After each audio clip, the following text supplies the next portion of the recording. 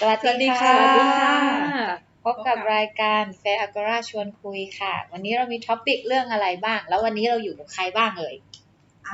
วันนี้ก็อยู่กับพวกเรา3คนเหมือน EP ที่แล้วนะคะ ก็มีพี่เมย์พี่น้ำฝนแล้วก็จุ๊มมี่เหมือนเดิมค่ะ ใช่ค่ะ EP นี้ก็ EP ที่6แล้วเนาะเราจะมาพูดถึงเรื่อง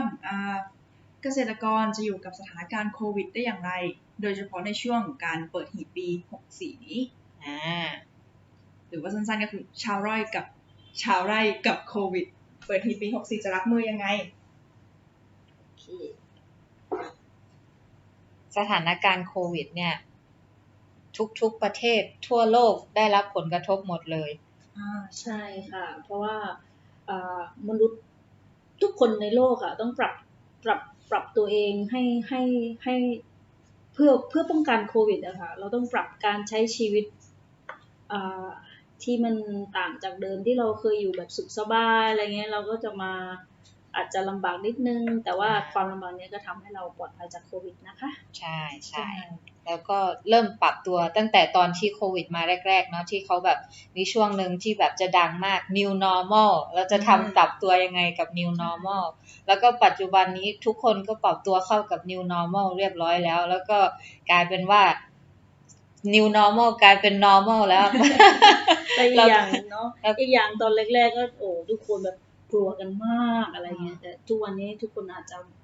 ลดความกลัวลงไปบ้างแต่ก็ไม่ถึงกับว่าไม่กลัวแต่ก็ยังกลัวอยู่อาจจะไม่กลัวกว่าอาจจะไม่กลัวเท่าแรกๆนะคะเราอาจจะชินกับมันแล้วก็ได้เนาะใช่ก็ยังดูตัวเลขรายงานทุกๆวันนะว่าปัจจุบันนี้คนติดอยู่กี่คนเนาะก็ควรที่จะอัปเดตกันอยู่ว่าแต่ละวันเนี่ยมีคนติดมากน้อยเพิ่มขึ้นเท่าไหร่ยังไงบ้างแล้วก็มีสายพันธุ์ใหม่เพิ่มขึ้นมาแล้วด้วยทุกคนก็ต้องระวังตัวเพราะว่าเรามีวัคซีนเพื่อที่จะรับมือกับโควิดสายพันธุ์ใหม่ไอ้โควิดเนี่ยมันก็มีการปรับตัวเองของมันพัฒนาตัวมันขึ้นมาเรื่อยๆค่ะอาจจะด้วยความที่แบบมันกินเวลามา2ปีแล้วตั้งแต่ปี2519 2019ปีนี้2021แล้ว2ปีเต็มๆใช่เรามาเข้าเรื่องกันดีกว่าเนาะใช่แล้วชาวไร่อ้อยกับโควิดจะอยู่จะปี64เนี่ยชาวไร่อ้อยจะรับมือยังไงกันเรามาคุยกันเรื่องนี้ดีกว่านะคะใช่แล้วค่ะว่าเกษตรกรควรใช้ชีวิตยังไงในช่วงโควิดนี้พี่มีความเห็นยังไงบ้างคะก็เข้าใจอยู่เนาะว่าการทำงานในไร่อ่ะมันเป็นอะไรที่แบบว่ายากนิดนึงสำหรับการที่จะต้องโปรเทคตัวเองป้องกันตัวเองจากโควิดนะคะแต่นิดนึงที่พี่อยากจะแนะนำก็คือนอกจากมีนิดนึงที่พี่อยากจะแนะนำก็คือเราควรมีแอลกอฮอล์ติดตัวไปด้วยในไร่เนาะเพราะว่าในไร่อ่ะเราจะหาน้ำล้างมือก็ยากอ่ะใช่ไหมคะแล้วเวลาเราหิวน้ำอะไรอย่างเงี้ยคิดว่าในทุกคนอาจจะใส่ถุงมืออยู่แล้วแหละแต่ว่าถ้าเรากินข้าวกินน้ำบางครั้งเราถอดถุงมือแล้วเราจะไม่มีน้ำล้างอ่ะอยากแนะนำให้ชาวไร่เนี่ยพกแอลกอฮอล์ไปหน่อยถึงว่าจะเป็นเรื่องยากแต่เพื่อความปลอดภัยของสุขภาพเราพี่ว่าน่าจะพกแอลกอฮอล์ไปด้วยดีกว่าเนาะใช่ก็การทานข้าวอะไรร่วมกันด้วยสำคัญมากค่ะช้อนกลางเลยเนาะช้อนกลางนี้ชาวไร่ต้องมีเรายังทานข้าวด้วยกันได้อยู่นะคะแต่ว่าอยากจะให้ใช้ช้อนกลางเพราะว่าปกติชาวไร่บางคนไม่ให้ความสำคัญตรงนี้นะใช่ไหมคะใช่แล้วก็พวกภาชนะอะไรที่ใส่กับข้าวไปกินในไร่หลังทำงานเนี่ยก็อยากจะให้แบบรักษาความสะอาดกันนิดนึงกลับมาล้างทุกครั้งแล้วก็เลือกภาชนะที่สะอาดใส่ไปกินและการทิ้งระยะห่างด้วยอันนี้ดีมากจังนี้ก็ต้องยังทำอยู่แล้วก็หน้ากากอนามัยอันนี้สำคัญใช่สำคัญเลยจะละเลยนะคะเพราะว่าการที่เราพูดคุยกันเนี่ยเราอาจจะทิ้งระยะห่างได้แต่เราก็ยังต้องใส่แมสอยู่เหมือนกันแล้วก็อีกเรื่องนึงที่ต้องบอกก็คือว่าเรื่องห้องน้ำเนาะจะทำยังไงคะถ้าแบบว่าเกษตรกรแบบอย่างถ้าเป็นชาวต่างชาติก็คือต่างดาวเข้ามาทำงานเขาอาจจะอยู่ในกลุ่มคนเยอะหรือไม่ว่าคนงานจากจังหวัดนี้ไปทำจังหวัดนู้นแล้วเขาจะให้อยู่รวมกันตรงเนี้ยน้องฝนคิดว่าเรื่องการใช้ห้องน้ำเนี่ยเขาจะต้องทำยังไงกันบ้าง ก็ควรที่จะดูแลรักษาความสะอาดควรจะมีแอลกอฮอล์ฉีดพ่นในพื้นที่สาธารณะรวมทั้งพื้นที่ห้องน้ำนี้ด้วยว่าอาจจะเป็นทุกๆครั้งอาจจะมีตั้งไว้ตรงในห้องน้ำว่าแบบหลังจากที่แบบมีคนนึงใช้เสร็จแล้วก็ฉีดแอลกอฮอล์ฆ่าเชื้อสักหน่อยอะไรอย่างเงี้ยค่ะ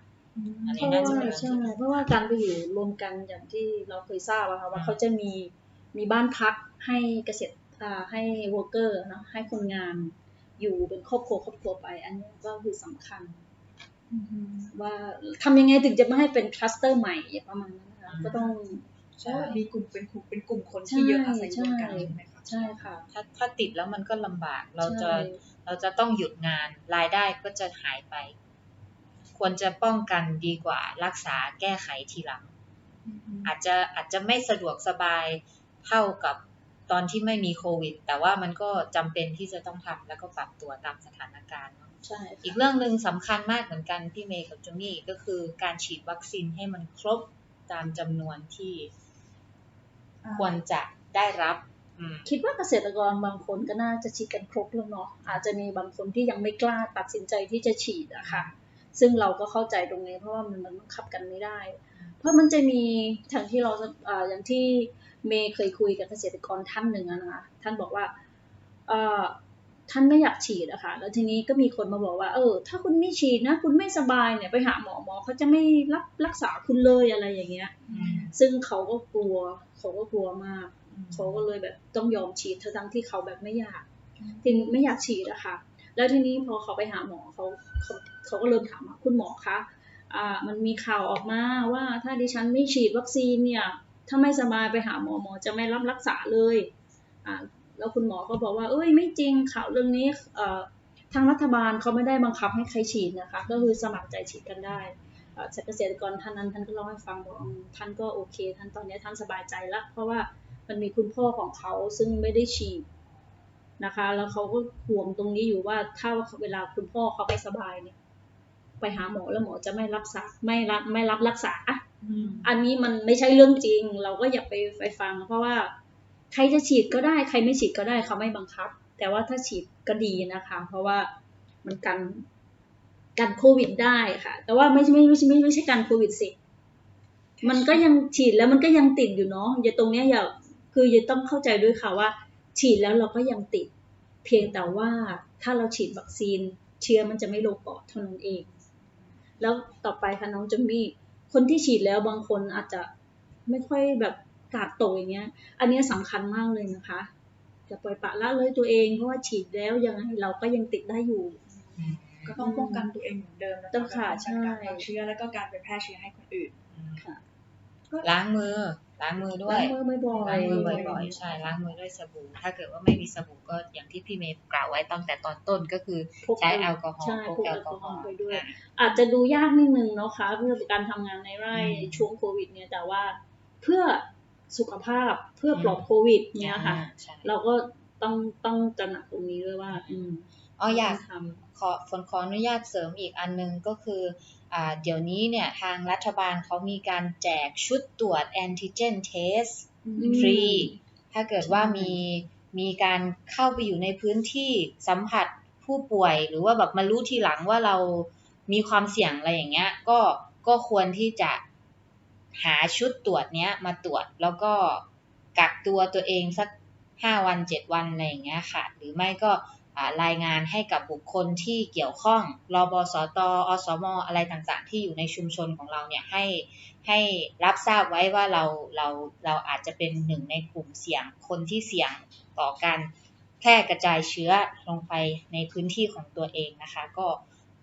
1หาชุดตรวจมาตรวจถ้าเกิดว่าไม่สบายใจ2ก็คือถ้าไม่สบายใจก็บอกให้กับคนในชุมชนทราบว่าตัวเองอาจจะอยู่ในภาวะที่มีความเสี่ยงค่ะ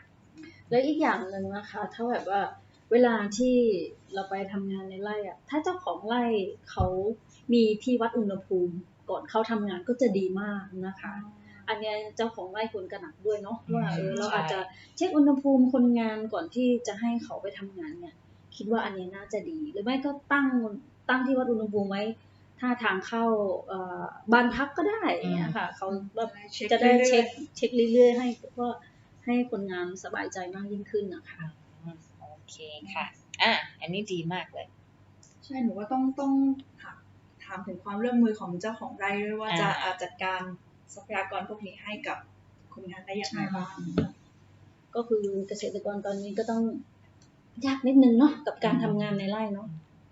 ไม่ใช่แค่เกษตรกรคนเดียวด้วยนะพวกเราด้วยเนาะก็ยากพวกเราก็ยากเหมือนกันใช่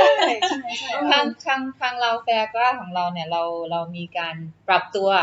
ด้านการทำงานเพื่อที่จะรับมือกับสถานการณ์โควิดยังไงบ้างก็คืออันดับแรกเลยเราก็เพิ่ง work from home กันมาเกือบ3 เดือนแล้วเนาะใช่แล้วก็เนี่ยเราก็เพิ่งพวกเราฉีดวัคซีนกันครบแล้วนะคะทีมงานเราเนี่ยวัคซีนทุกคนครบแล้วค่ะทีนี้ว่าการทำงานของเราปรับตัวยังไงจากการที่เราได้เดินทางออกไปต่างจังหวัดเพื่อที่จะไปพบเกษตรกรไปสอนการใช้แอปพลิเคชันไปแนะนำเรื่องมาตรฐานอะไรประมาณนี้ค่ะเราก็จะเปลี่ยนจากการไปเยี่ยมไปเยี่ยมหาพวกเขาเนี่ยเป็นการพูดคุยกันทาง LINE ทาง Facebook ทางโทรศัพท์อย่างเงี้ยค่ะใช่แล้วก็ขออนุญาตนะคะก็มีการทำ YouTube เป็นพอดแคสต์แล้วก็มีการทำFacebook Post อะไรอย่างเงี้ยค่ะเพื่อที่จะพูดยังคงมีการติดต่อสื่อสารกับเกษตรกรติดต่อกันเรื่อยๆค่ะแต่เราก็พอเราเปลี่ยนหลายๆอย่างเราเป็นเทรนนิ่งออนไลน์พวกพี่คิดว่าเราจะเจออุปสรรคอะไรบ้างไหมในการทำการสื่อสารด้านออนไลน์มีแน่นอนค่ะเรื่องนี้เนาะเราก็เจอกันเหมือนที่ผ่านมาเราได้ทำงานเทรนนิ่งกับคนงานกลุ่มนึงนะคะแต่ว่ากลุ่มนี้ก่อนหน้านี้เราเคยไปเจอพวกเขาแล้วซึ่งเราก็ได้เคยสอนให้เขาใช้แอปพลิเคชันของเราไปแล้วครั้งนึงพอเรามาเทรนนิ่งออนไลน์เราก็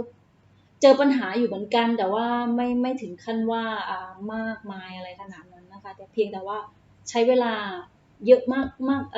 เพิ่มขึ้นจากการที่เราไปสอนตัวต่อตัวอย่างเงี้ยค่ะเราก็ต้องแบบการสอนออนไลน์นะคะบางทีทางเกษตรกรเขายังไม่มีความเข้าใจในการใช้เทคโนโลยีสักเท่าไหร่อะไรเงี้ยมันก็เลยแบบเจออะไรที่ว่ามันต้องคือใช้เวลาเยอะกว่าเดิมอะค่ะอาจจะมีความเคอะเขินไม่กล้ากดไม่กล้าทำอะไรอย่างเงี้ยกลัวผิดเพราะว่าอย่างน้อยเวลาเราไปตัวต่อตัวกันเรายังชี้ให้เขาได้ใช่ไหมคะแต่ว่าถ้าการออนไลน์เขาก็แบบอุ๊ยจะทำยังไงดีจะกดตรงไหนดีอะไรเงี้ยแต่ว่ามันก็ผ่านไปได้ด้วยดีค่ะแต่นี่ปัญหาที่เราเจอก็คือกลุ่มเกษตรกรที่เรายังไม่ได้ไปเจอเขาอันนี้มันจะยากตรงนี้เพราะว่าเรายังไม่ได้รู้จักกันเลยใช่แล้วทำการสอนออนไลน์มันค่อนข้างไม่ใช่ค่อนข้างมันก็ยากเลยทีเดียวนะคะใช่ก็เป็นความท้าทายอีกอย่างหนึ่งที่ทุกคนจะต้องปรับตัวในช่วงโควิดตรงนี้ต่อไปก็มีเรื่องมีคำถามบางคำถามที่เราได้ยินมาอะไรอย่างเงี้ยค่ะทั้งเกี่ยวกับเรื่องวัคซีนหรือว่าเกี่ยวกับเรื่องการทำงานก็อย่างที่พี่เมย์พูดไปแล้วเนอะเรื่องการรณรงค์ให้ฉีดวัคซีนก็คือมีข่าวลือที่อาจจะได้ยินกันไปแบบผิดๆว่าถ้าไม่ฉีดหมอจะไม่รับรักษาโรค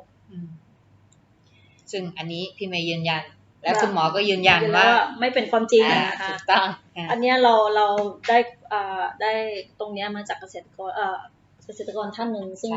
ซึ่งเขาประสบมากับตัวเองแล้วเราไปพูดคุยกับเขาก็แชร์ประสบการณ์ตรงนี้มาให้เรา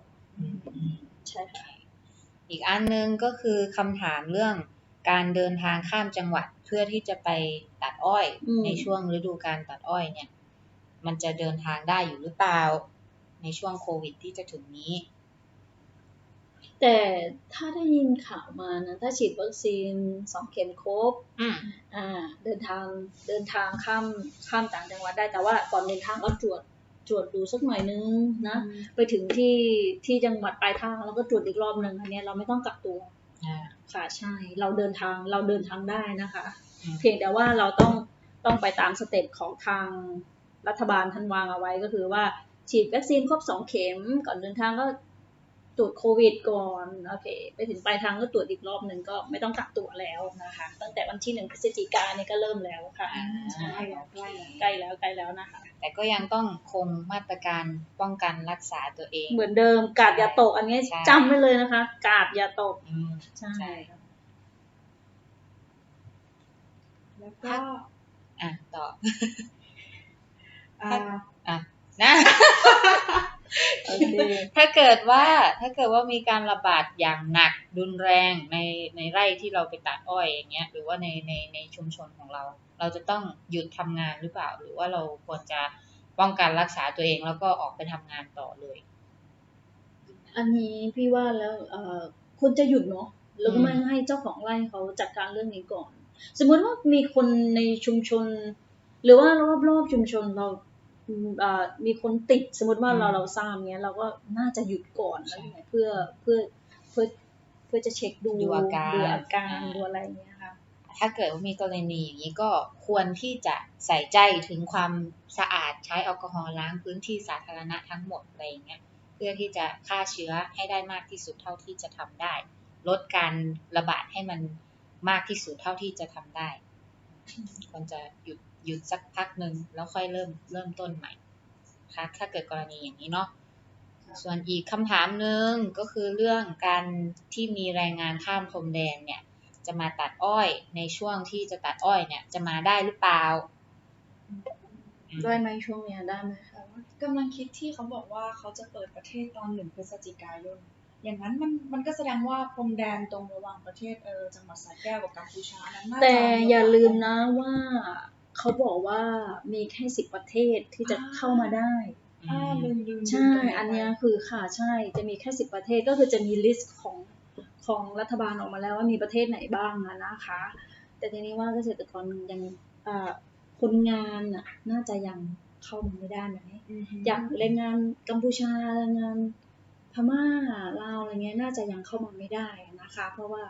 ไม่ประเทศนี้ยังไม่มีอยู่ในลิสต์เลยใช่ไหมคะเพราะว่าเท่าที่เรารู้มาก็คือ10 ประเทศที่ว่าประเทศไทยเราเปิดรับค่ะแต่ยังไงก็เดี๋ยวให้พี่น้องเกษตรกรติดตามข่าวสารใช่จะต่อไปว่าจะข้ามมาได้ไหมอะไรเงี้ยเราไม่ได้อยู่ในพื้นที่พี่น้องเกษตรกรสมาคมหรือว่าหน่วยงานของรัฐบาลอะไรอย่างเงี้ยในพื้นที่แต่ละจังหวัดแต่ละพรมแดนอาจจะมีการแจ้งอีกอย่างนึงซึ่งในช่วงที่จะใกล้ๆฤดูกาลเนี่ยอาจจะมีข่าวอัปเดตขึ้นมาก็ได้ใช่ต้องติดตามข่าวสารใหม่ขึ้นมาซึ่งเราก็ต้องติดตามไปเรื่อยๆนะคะเพราะว่าทุกวันนี้เปลี่ยนไปเรื่อยๆเลยใช่ไหมคะเพราะมันไม่มีอะไรแน่นอนใช่มันขึ้นอยู่กับการระบาดของโควิดด้วยค่ะเป็นรัฐบาลเขาจะเปลี่ยนไปเปลี่ยนมาเรื่อยๆนะคะก็เนาะรักษาสุขภาพให้พ้นจากโควิดดูแลตัวเองแล้วก็การทำงานในไร่เราก็เพิ่มมาตรการให้มันมากยิ่งขึ้นกว่าเดิมนะคะเพื่อที่สุขภาพและการปลอดภัยโควิดคนรอบข้างเราก็จะได้ไม่ต้องระแวงเราด้วยเนาะบางทีอย่างเราขึ้นมาในลิฟต์เขายังบอกเลยงดคุยกันในลิฟต์อย่างเงี้ยประมาณนั้นค่ะเราก็ต้องปรับตัวเนาะอย่างชาวไร่ก็งดคุยกันบ้างได้บ้างก็ยังดีเนาะ แต่ว่าก็ยากสำหรับพวกเขาอ่ะเราก็เนาะต้องปรับตัวใช่ค่ะโอเคมีอะไรเพิ่มอีกไหมวันนี้น่าจะครบแล้วเนาะสำหรับ EP 6โควิดล้วนๆเลยนะคะใช่แล้วก็ให้ความรู้แล้วก็แนะนำได้เท่าที่เราก็คือหมายถึงว่าประสบการณ์เราทั้งหมดนั่นแหละที่เราเล่ามาวันนี้นะคะว่าควรทำยังไงแล้วเราทำงานกันยังไงแต่เราก็ยังติดต่อกับเกษตรกรอยู่ตลอดเวลานะคะก็ถ้าสมมุติว่าท่านใดมีคำถามหรือข้อสงสัยนะคะก็ส่งมาถามเราตามอีเมลที่ทิ้งไว้นะคะหรือว่าทิ้งไว้ในช่องคอมเมนต์ได้เลยค่ะหรือติดต่อเรามาทาง Facebook ด้วยก็ได้นะคะสำหรับวันนี้ลาไปก่อนเนาะสวัสดีค่ะสวัสดีค่ะ